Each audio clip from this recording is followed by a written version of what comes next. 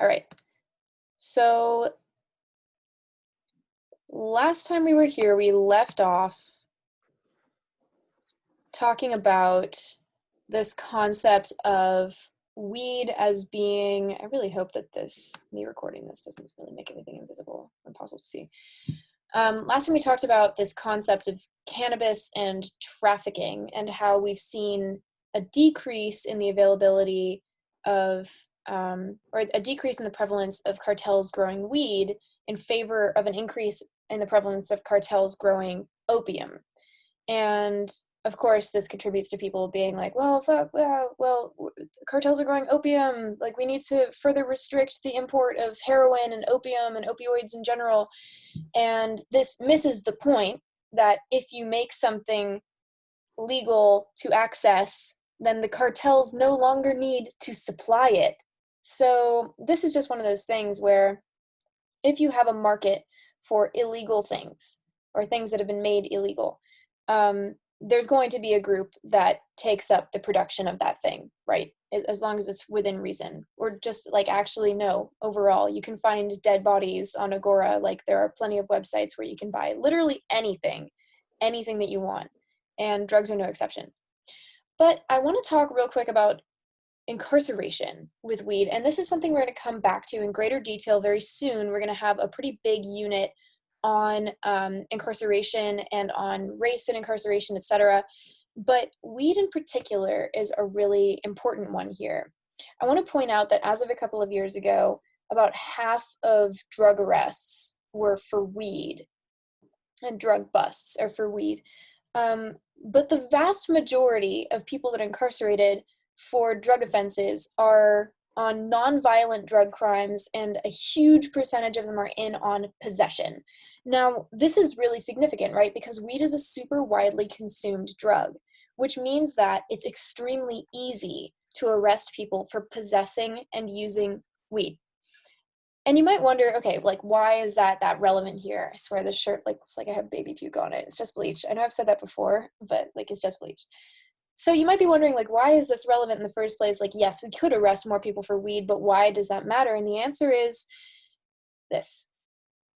So we'll come back to the prison industrial complex and the concept of private prisons. And this is kind of a can of worms, as is everything in drug education. But we have contracts. The federal government has contracts with private prisons that effectively come in and they're like, okay, you guys federally could pay a certain amount of money to imprison these people at a certain cost, right? And like, that's cool, but we could do it cheaper. So if you hire us and you privatize this by making it a business transaction where you hire us to oversee your prisoners in our private prisons, we'll take care of everything. We'll take care of the sanitation and the housing and the materials, and it'll be cheaper than it would have been if you did it yourselves. And the government's like, oh, okay, this sounds pretty good. But within these contracts, there's almost always a 90 to 100% minimum occupancy requirement. That means that in order for the government to fulfill its contract to the private prison, it needs to agree that that prison will remain at least X% full. And if they don't, then because the prison's maintaining those beds and preparing those spaces, taxpayer money goes to the prisons to make up for it.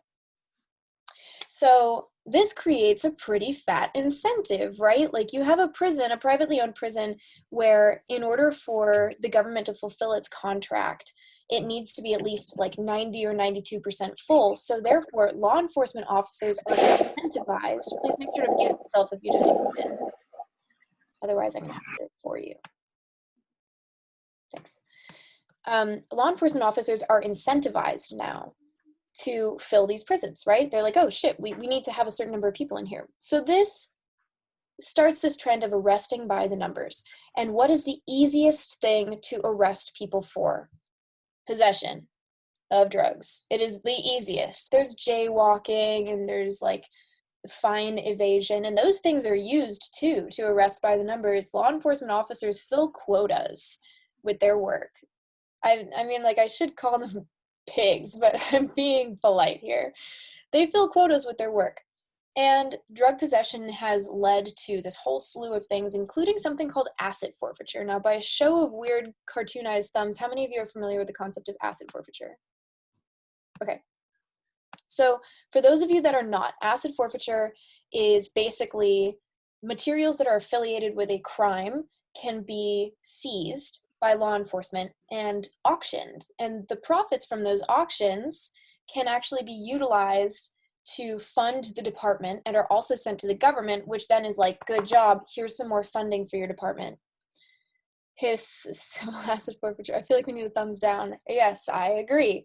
So it's not like someone might get arrested for weed and then the cops are like, oh, your car was involved in you smoking weed, so we can take it.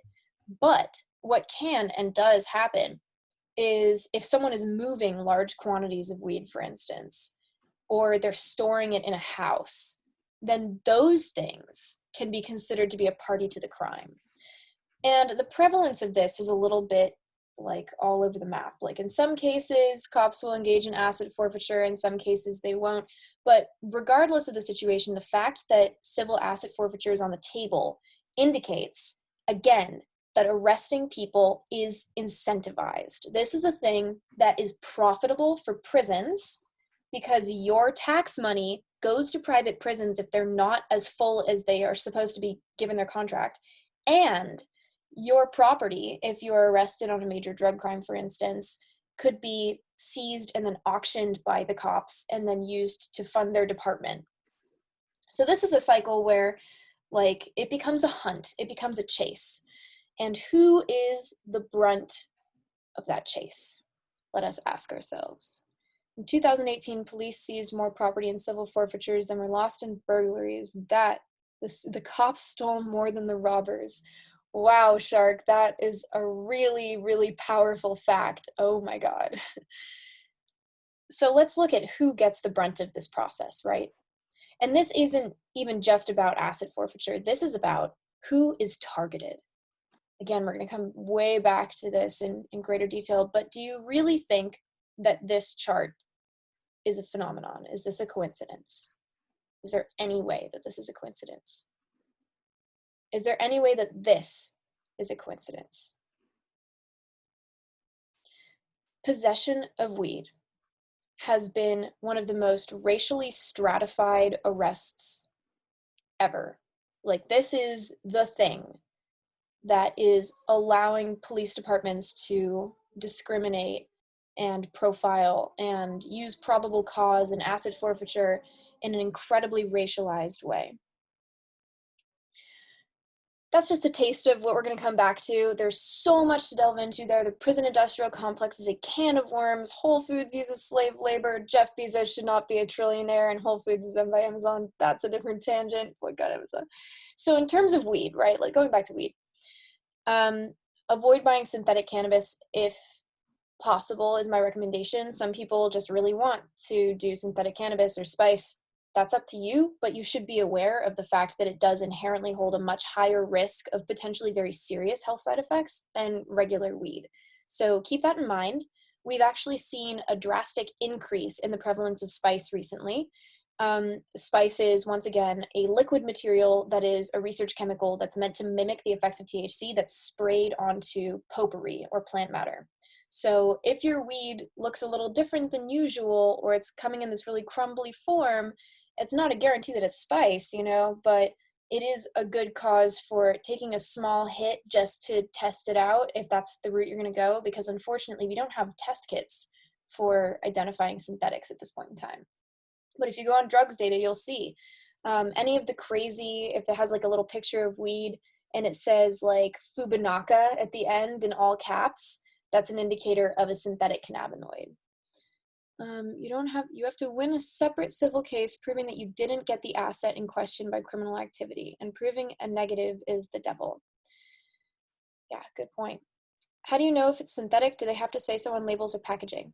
If you're buying weed, like legal weed from a head shop or a smoke shop or something, that's a synthetic, that is spice, but it can come in all different forms and brands.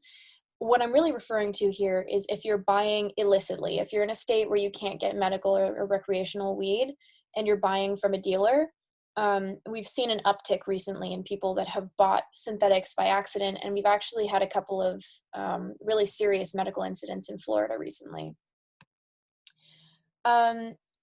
I do want to point out that chronic long-term smoking of weed can actually cause, oh geez, can actually cause potential health issues, including harm to your memory centers. We don't really know the long-term effects of doing so. And there is a really interesting tidbit that I'll tell you guys that I read in an article recently. Please mute yourself if you're not muted. Thanks. I read in an article recently, or a while ago, that there was a study that was done on whether or not being a stoner is like a real trope based in real neuroscience. Because, you know, the stoner stigma is that stoners are lazy, right? They sit on the couch and watch Rick and Morty and do whatever it is that they do. I'm gonna mute you. And do whatever it is that they do. And there was a study that examined the actual validity of this, and what it found was basically that smoking weed occasionally actually improves your dopaminergic response. So it improves the amount of reward that you feel and the mood enhancement that you feel from doing things that are biologically advantageous. But it's dose dependent. So if you start smoking weed too frequently, your dopamine response actually goes down. So you get less of a reward sensation from doing things that would normally feel rewarding. We don't know exactly what that breaking point is, right? But keep that in mind for future studies that come out. At this point in time, I highly recommend adjusting your route of administration, and in general, smoking via combustion is the surest way to incur some kind of negative health impact.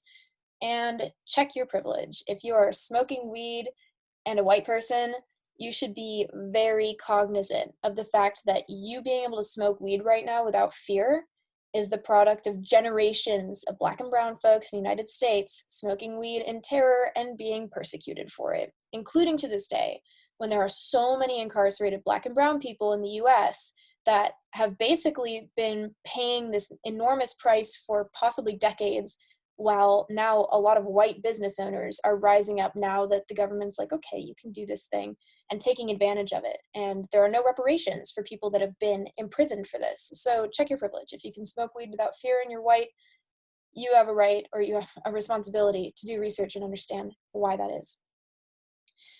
You can't drive as well as you think you can while you're baked.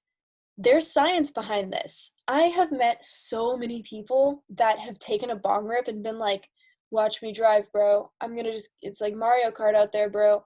You're not as good of a driver as you think that you are when you're stoned, and there's science behind it. Your reflexes are slowed. Your motor control is not as good as it usually is. You might feel better about driving, but you probably also feel better about eating 6 Hot Pockets in a row without taking a breath.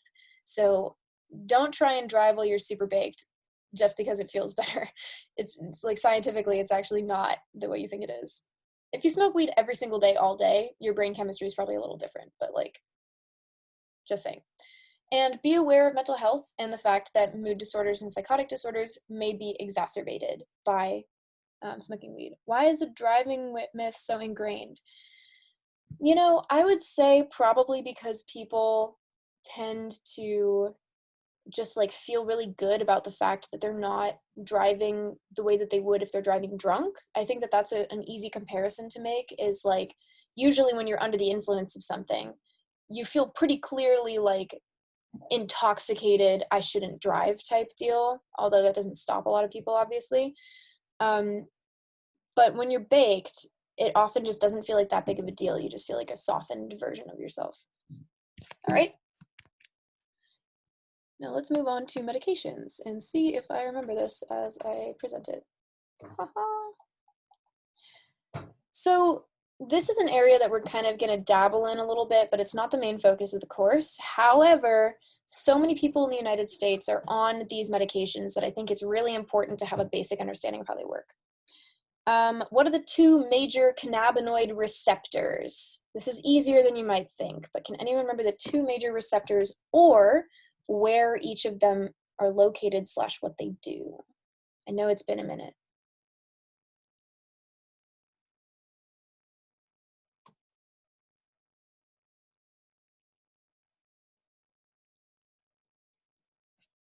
Diego, I see you talking, but can't hear you. GABA. Not quite, but it does influence GABA. What I'm looking for here is the CB1 and the CB2 receptors. And I know that that's a little bit difficult to remember, so I would have been very impressed if anyone had. So remember the CB1 receptors, because keep in mind, cannabinoid receptors are modulators. They modulate an existing system of neurotransmitters. They take it and they tweak it and they influence it, they reduce its activity. And somehow through a complicated chain of reactions, sometimes reducing one neurotransmitter's activity increases in others. So for instance, cannabinoid receptors influencing glutamate actually increases dopamine just by this weird chain of events. So CB1 receptors most predominantly deal with glutamate and GABA, and it's found predominantly in the brain, whereas CB2 receptors are found elsewhere in the body, and they're more responsible for reducing inflammation. I know, again, that this is kind of a more off the beaten track one. If anyone has questions about that, feel free to pop in there. So the main exocannabinoids, the ones that are found outside of the body, are THC and CBD, right? Which one of these is psychoactive? Oh, wait, it says right there, literally right there. You can answer the question if you want. I'd be so impressed if you guys knew it. What are the crystalline structures that contain most cannabinoids in cannabis? Trichomes. Bam! What is retroactive signaling?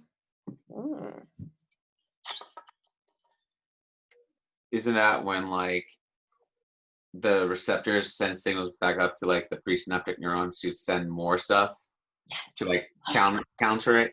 Yes, Diego, killing it. Yes. So retroactive signaling is when cannabinoids or this is specifically related to cannabinoids, is when they're on the postsynaptic neuron and they fly up to the presynaptic neuron to be like, hey guys, tone it down. That's going backwards. It's a regulatory thing, right? So that's going backwards. Retroactive. What part of the brain is consistently smaller in cannabis users, and what does it do?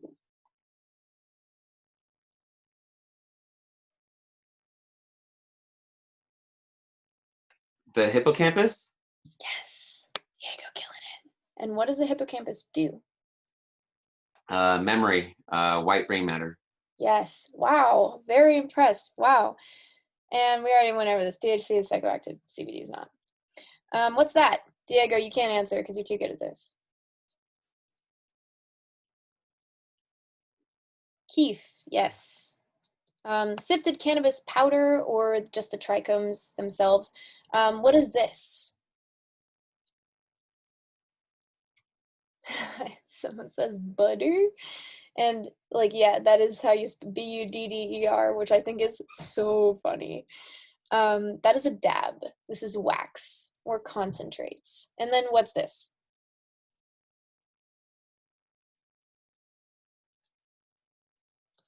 A spliff, exactly. Spliff is tobacco mixed with weed. Okay, let's talk about medications.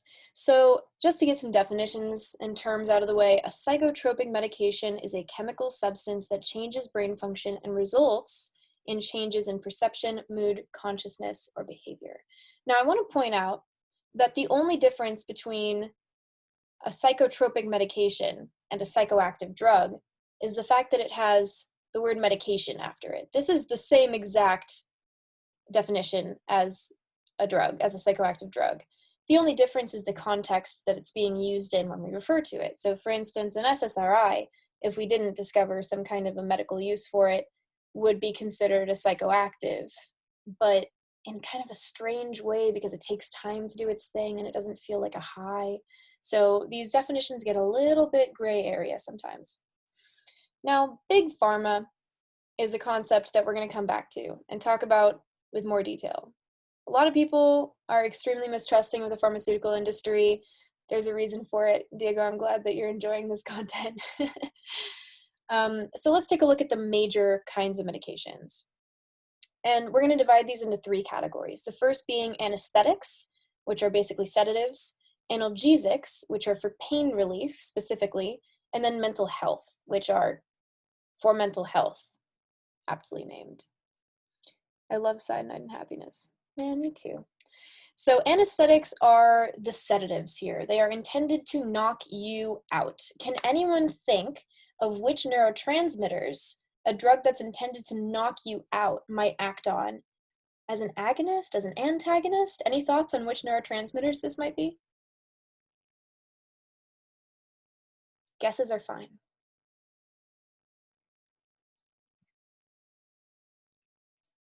Ah, okay, I see GABA agonist, which is correct. And I see glutamate. Is it an agonist or an antagonist?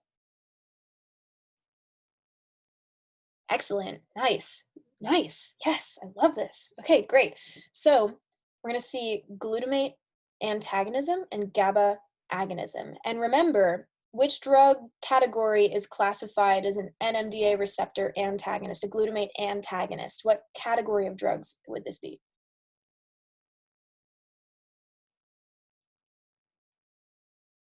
Dissociatives. Yes, exactly. No question marks. Don't doubt yourself. Being wrong is a part of drug science. We're all wrong constantly. So glutamate antagonists decrease the effectiveness of the communication between your brain and your body and the brain and itself. So remember that something like ketamine, for instance, will decrease the communication between brain and body, which is what makes it such an effective pain relief drug, as well as inducing kind of a sedation state. Now, this specific class, anesthetics, aren't quite in that same realm because ketamine isn't quite as sedating as a lot of other drugs. So we'll talk about what that looks like in practice.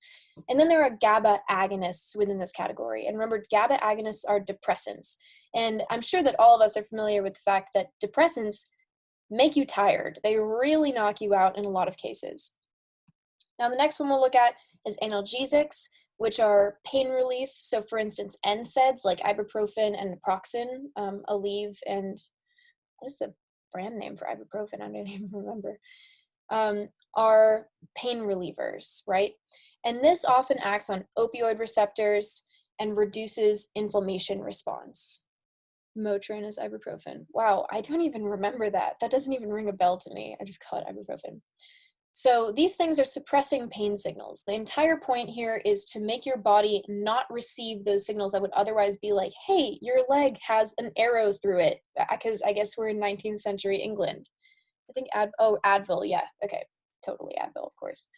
And also decreasing inflammation, because inflammation is a major part of what causes pain.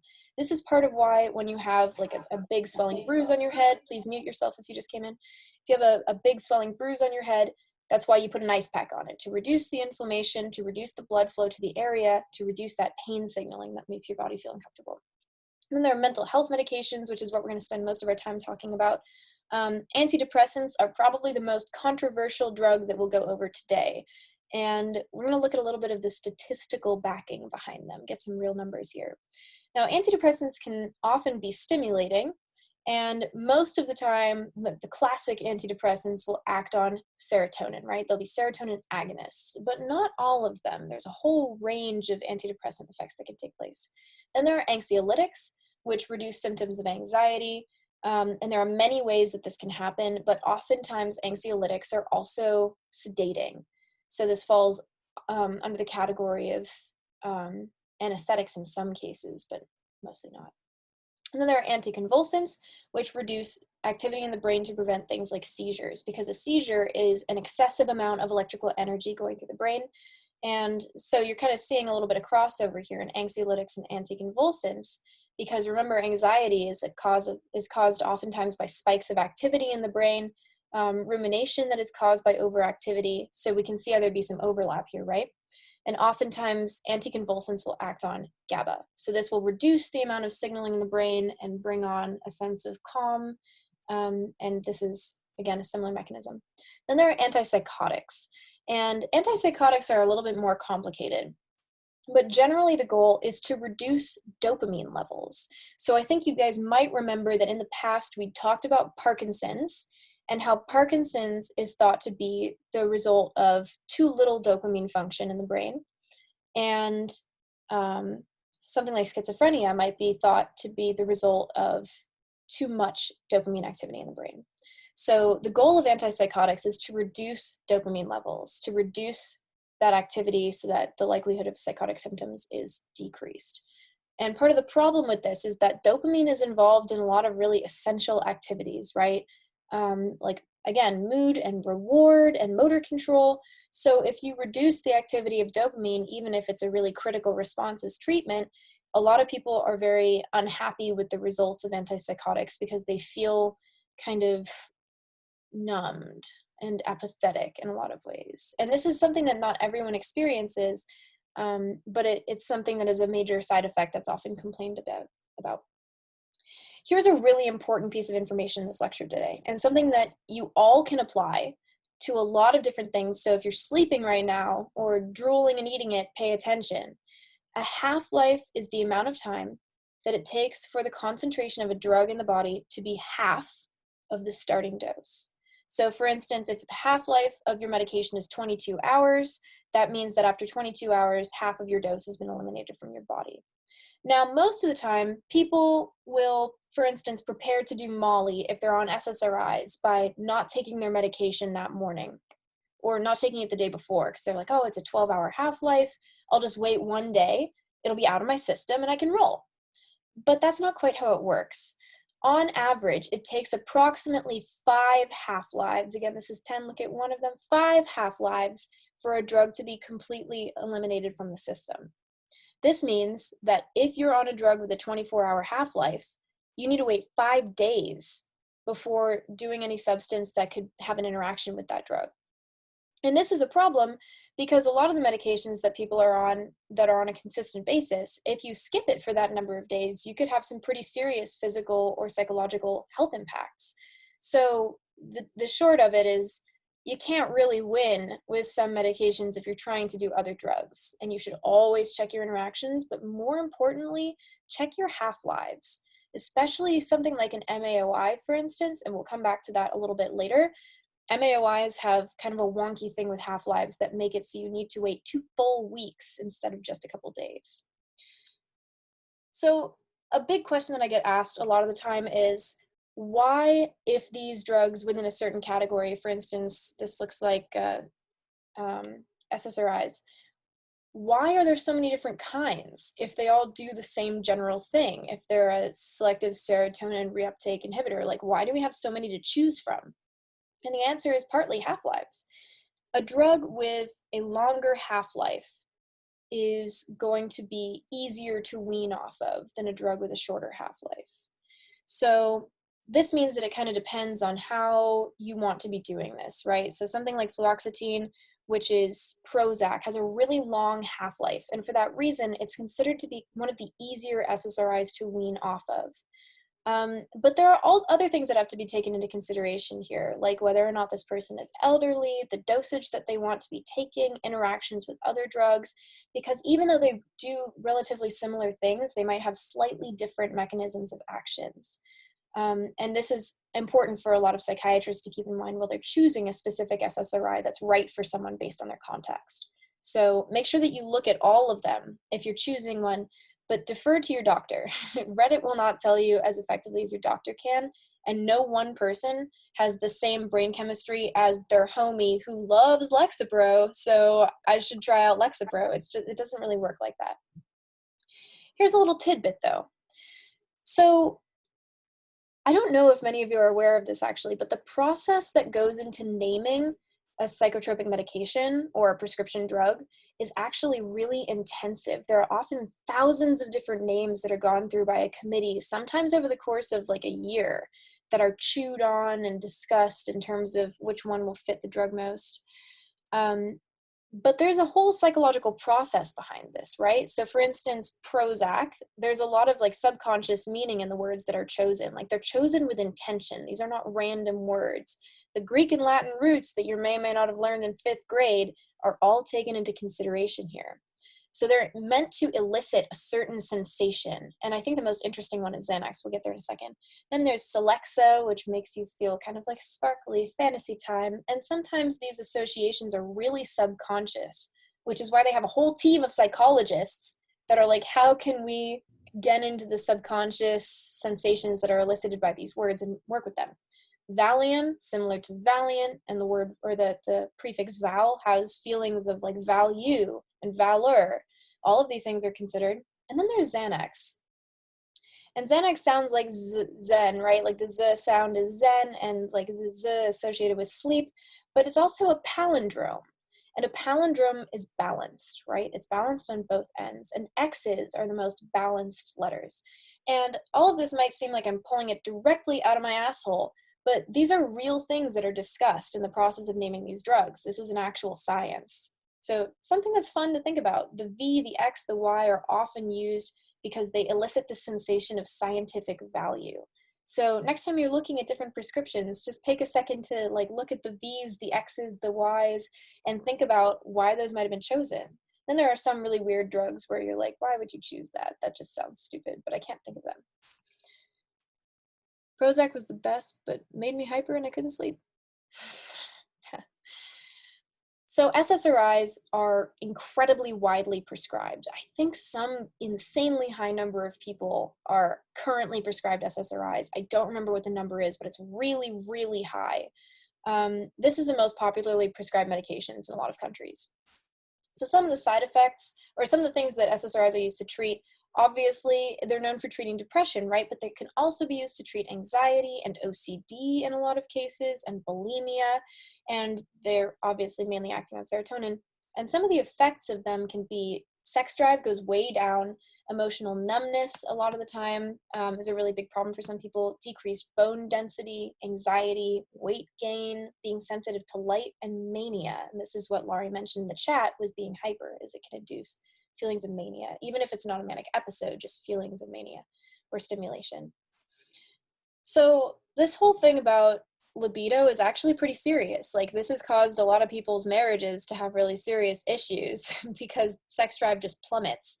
And when I first made this slide, what I meant was orgasms like with a face, but then someone pointed out that it was just orgasm 0, which I thought was hilarious, and I've noticed since then. So we take a look here at the placebo is red, bupropion, which is Wellbutrin, it's a different medication, is in purple. It is Wellbutrin, isn't it? Pretty sure it's Wellbutrin. And then there's fluoxetine, which is Prozac. Now we're looking here at the percent of patients that have orgasm dysfunction through time. And you see that with other medication and with placebo, that percentage goes up, which kind of sucks. Like, even people with placebo are having a hard time coming. But then we look at Prozac and it's like people through the roof just cannot get off, and that sucks, man. So this is actually like a pretty serious side effect, and it's easy to be like, like no orgasms on Prozac and other SSRIs, but it's caused real problems for people in the past, especially when their partners get really confused about why they can't achieve orgasm. So just know you are valid if that's you. It's a physiological mechanism. You also have a really hard time coming on MDMA.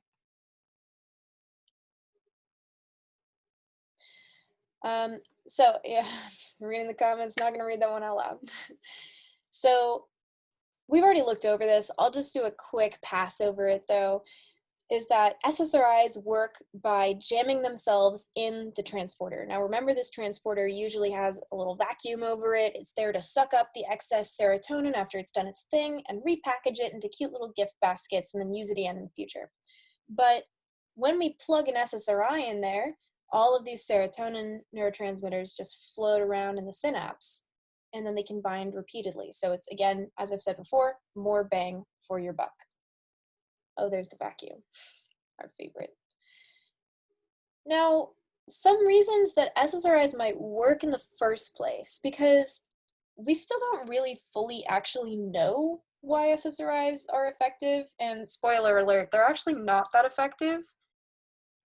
But some possible explanations are neurogenesis, which is neuronal growth. Pop quiz, does anyone know which drugs have been shown to induce neurogenesis aside from SSRIs?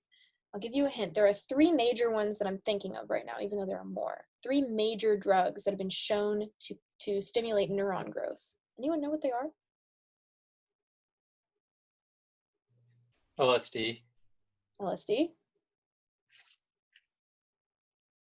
Mushrooms. Mushrooms? Cannabis? I don't think so. Could be wrong. Cannabis has been shown to improve mental elasticity, Huh, interesting. That's my dad.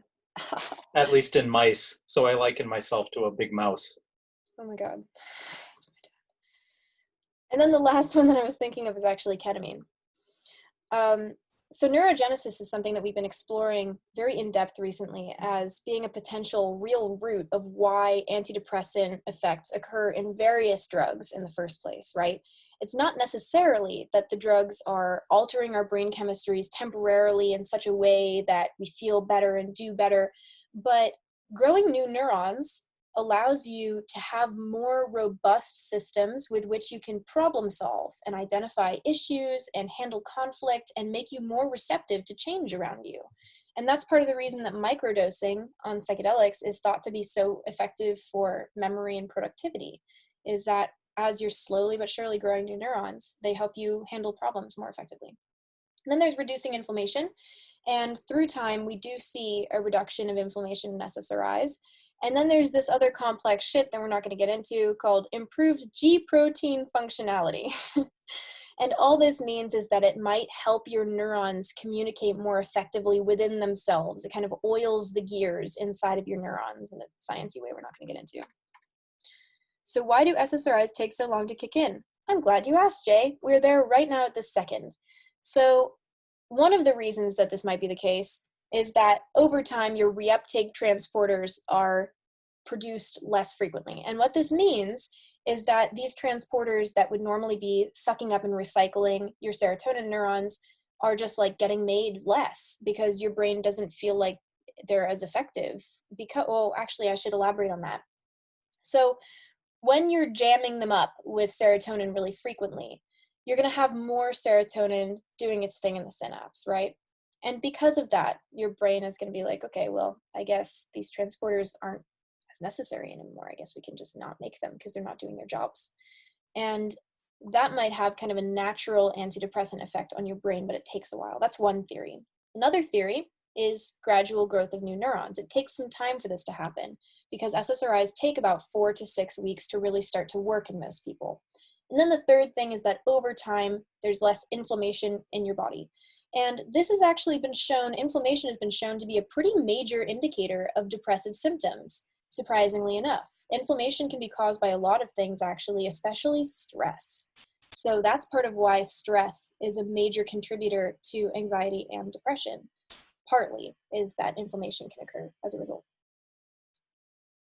I put that in there because I thought that at some point I would start rambling about how depression isn't as simple as a serotonin chemical imbalance, but I never want to go rambling off on that. But just so you guys know, serotonin imbalance is not the be-all and end-all explanation for depression. There are so many other things that go into this. Just want to put that out there. It's not as simple as, I don't have enough serotonin in my brain. That's why I'm depressed. It's not that simple. So give yourself more credit than that. You can use that as a boost to your ability to handle whatever situation it is. And for some people, SSRIs are super duper effective and awesome.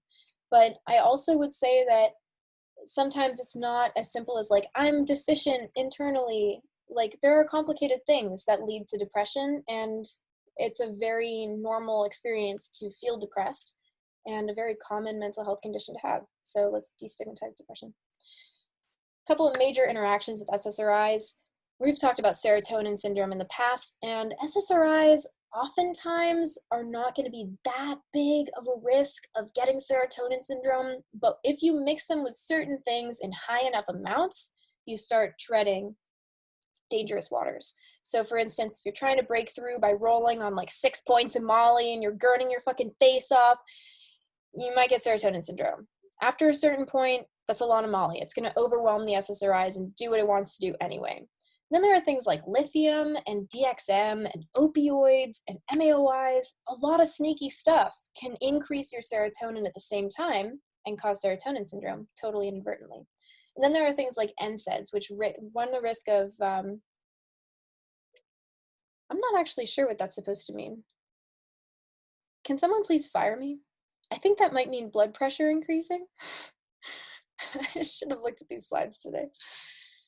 Now, a couple of things about withdrawal syndrome. I have known plenty of people who have gone to their psychiatrist and been like, hey, can I just stop taking my medication? And the psychiatrist is like, yeah, sure, totally. And then that person goes through like a month of feeling awful all the time.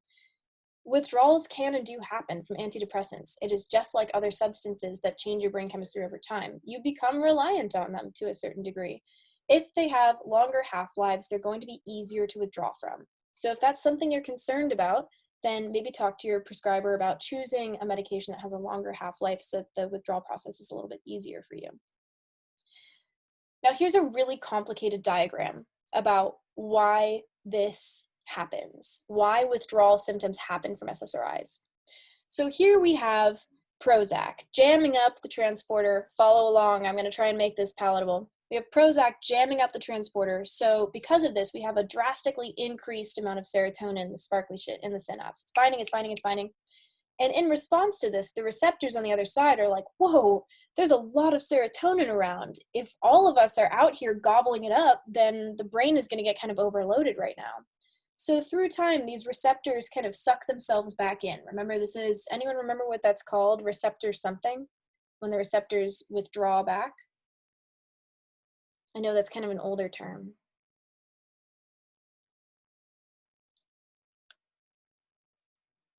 You're close, not quite reuptake. Reuptake is over here with the transporters.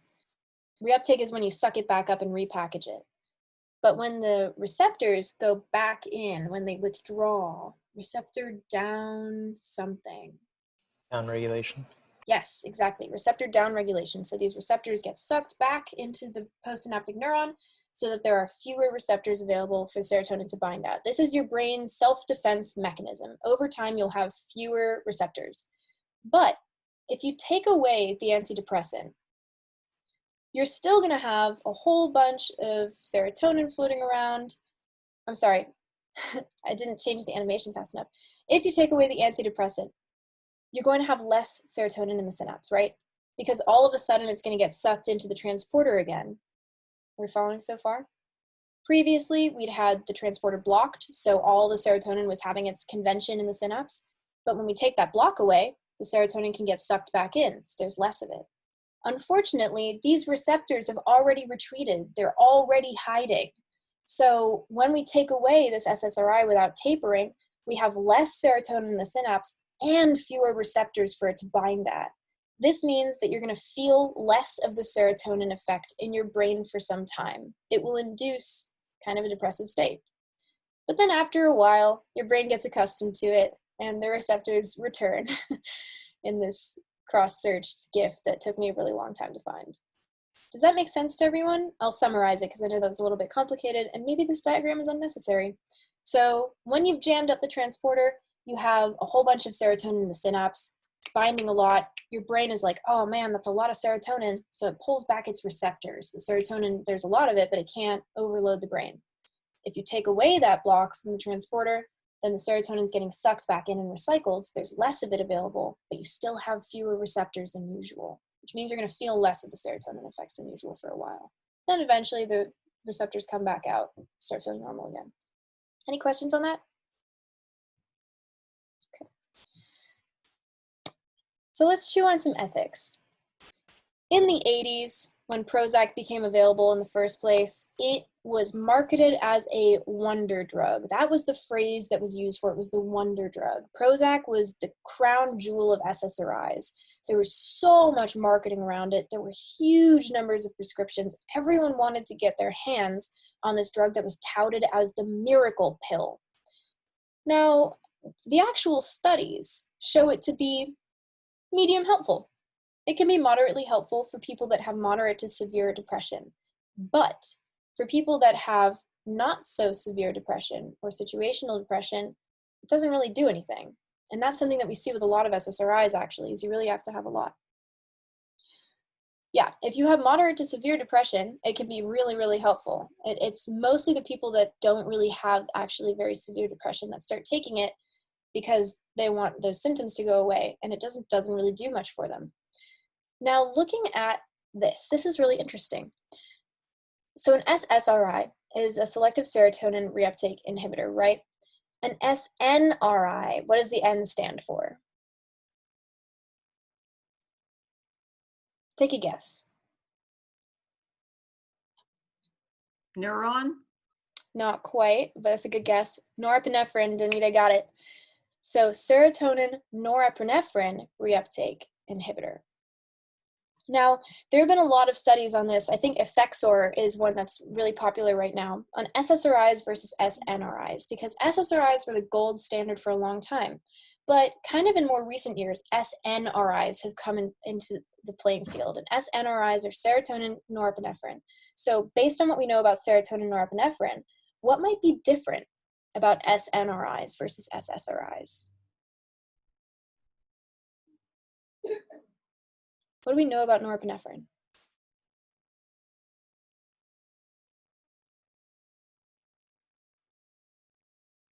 I know there are ideas about norepinephrine. Fight or flight? Yes. A little more ambition. Yeah. So this is a new interesting thing on the forefront of antidepressant research, right? Is that SNRIs have actually been shown to be more effective than SSRIs in a lot of cases. So we're starting to see that it might not just be about increasing serotonin levels. It might also be about giving a little bit more drive, a little bit more kick. Because one of the major symptoms of depression is being lethargic, right? And apathetic and having difficulty getting out of bed and doing things. So that's why SNRIs have become more popular and shown to be more effective in a lot of cases. Now here's the fabled MAOI, monoamine oxidase inhibitors. And we don't really see these that often, so I'll go kind of quickly through this. But generally speaking, MAOIs are prescribed for treatment-resistant depression. They're a second line of defense against depression. Let's say traditional SSRIs or SNRIs didn't work, bring in MAOIs. Now, these are often kind of more extreme for the reason that MAOIs can cause hypertensive crisis at the drop of a hat. And hypertensive crisis is a blood pressure spike that can be catastrophic. But also MAOIs interact with fucking everything under the sun. It's insane. We'll look at how many things they interact with soon. And they can also cause insomnia and dry mouth and other unwanted side effects. Now, we've seen this before, right? We've seen this in terms of MAOIs and how they interact with MDMA and MAOIs and DMT, and we'll revisit those things kind of briefly later. But the gist of MAO is that monoamine oxidase in your brain is a chemical that goes around and smashes up the extra neurotransmitters, right? We've gone over this before. It finds the stragglers and it eats them. Now, when you inhibit this process, there are fewer basically bouncers inside of your neurons that are eating the extras. So you have more serotonin because it's not getting broken down by MAOs in the same way that it normally would. But there are two kinds of MAOIs. And this is where people get into trouble. This is what I mentioned earlier about this big scandal. So a reversible MAOI basically will hug the neurotransmitter, or it'll hug the MAO, it'll hug the hammer, and it'll be like, oh, I love you so much. Don't kill anything right now. So the hammer won't do its job. It'll be like, oh, I love intimacy. I crave it. This is so great. In a digital age, it's so hard. And then after a couple of hours, it'll be abandoned by the MAOI. And the MAOI is like, psych, and then dips, which leaves the poor hammer crying in its underwear, eating Doritos, and killing neurotransmitters left and right still. So it basically does its job for like a couple of hours, and then the neurotransmitters roam free again. Like, oh, yay, the hammers aren't getting just kidding. The neurotransmitter is getting eaten by the hammers. An irreversible MAOI is a different story. This means that the monoamine oxidase inhibitor hugs the hammer and crushes it until it's dead. So it kills the hammer, basically. There are two kinds of MAOIs. One of them just like gives it this like sweet, intimate, maybe a little bit like too long of a hug, with a little bit of back tickling, and then it releases it and it's like, okay, go about your business. But an irreversible MAOI crushes it and it's like, oh, this is the kind of hug you die for. And the problem here is that after an irreversible MAOI has done its thing, you don't have those chemicals for about 2 weeks. So the problem is with rolling after an irreversible MAOI is that sometimes people are like, okay, I just won't take my medication for a few days, then I'll have plenty of this stuff in my brain that can break down on the excess serotonin so I don't get serotonin syndrome. But with an irreversible MAOI, it takes a full 2 weeks for you to build up your prior stores of MAOI in the first place. TLDR, if you're on an irreversible MAOI, you're killing the bouncers. Therefore, if you do something like Molly, there aren't going to be any bouncers around to clean up all the extra MDMA you've just dumped into your system, which means serotonin syndrome time. So that's a problem. You need to know if you're on a reversible or irreversible MAOI. And you'll impress and delight your friends who are considering rolling on their medications when you say, are you on a reversible or irreversible MAOI? And they might not know. So great thing to have in your tool belt. I don't think we're going to look at that. Now, revisiting MAOI and DMT. I know that we've talked about this a little bit in the past, but when you brew ayahuasca, in order for it to work, you need a DMT-containing plant and you need an MAOI. And the reason for this is that normally in your system, your MAOIs are going to break down DMT as soon as it hits your gut. Bam! But if you inhibit the MAOI or the MAO from doing its job, DMT can pass through unscathed. This always reminds me of the scene in Kung Fu Panda where he's going through where Kai Lung is breaking out of prison and he's knocking out all the prison guards. It's like that. I can't actually think of why that's relevant to this now, though. It just is always in my mind. Anyway, so some naturally occurring MAOIs include something like Syrian rue, and I think also passion flower, potentially. And when you mix those two things together, it basically means, okay, DMT can pass through the gut without getting destroyed immediately. This is like the passageway opens. With MDMA, as I've already mentioned, usually you would have these hammers going around that would destroy all the extra serotonin and make sure you don't get serotonin syndrome. But if you are inhibiting the action of those hammers, then you have a lot of serotonin. That's what makes it really dangerous. That is the reason that doing MDMA with SSRIs is actually quite a bit less dangerous than doing it with MAOIs. Full circle. Now, when we're looking at food and MAOIs, this is really the baffling part. If you're on MAOIs, you cannot eat ham and champagne and pineapple and cheese and peanuts and chocolate and soy sauce and bananas and peas and avocados and like a lot of other stuff. And the reason is that there's this thing in foods called tyramine. And usually tyramine is broken down by MAO, but tyramine is a really major cause of blood pressure spikes. Also grapefruit, right? Grapefruit interacts with a lot of things. I believe with MAOIs as well. I'd be surprised if not. But we'll come back to why exactly grapefruit interacts soon. Maybe not today. So the reason that hypertensive crisis happens is that you have this thing, tyramine, that's usually broken down in your body. But if you can't break it down, then there's just going to be an excess of this chemical that makes your blood pressure go way up. And hypertensive crisis can be really dangerous, can cause strokes. Oops. Oh, I forgot about my animations.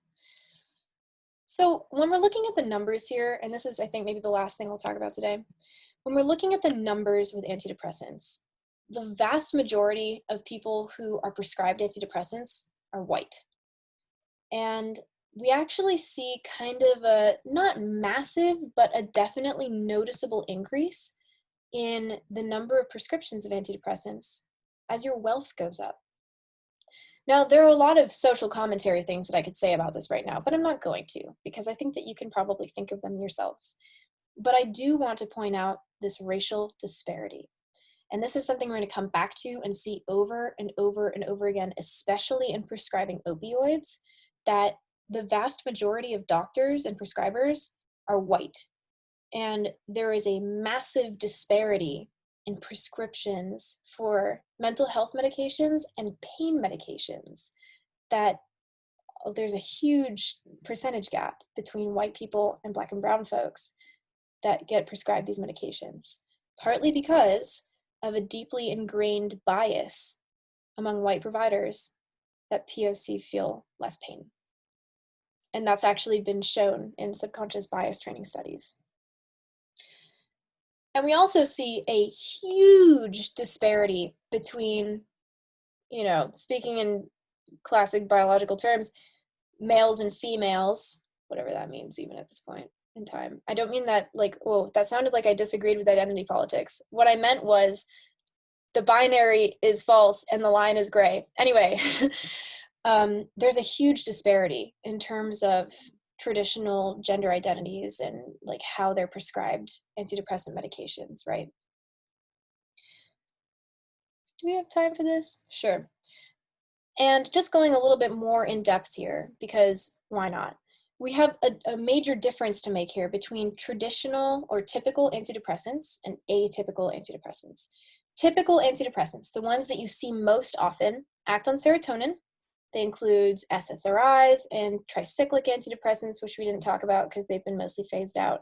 MAOIs, SNRIs, pretty much everything we've talked about is considered to be a typical antidepressant. It acts on serotonin, standard issue, bada bing.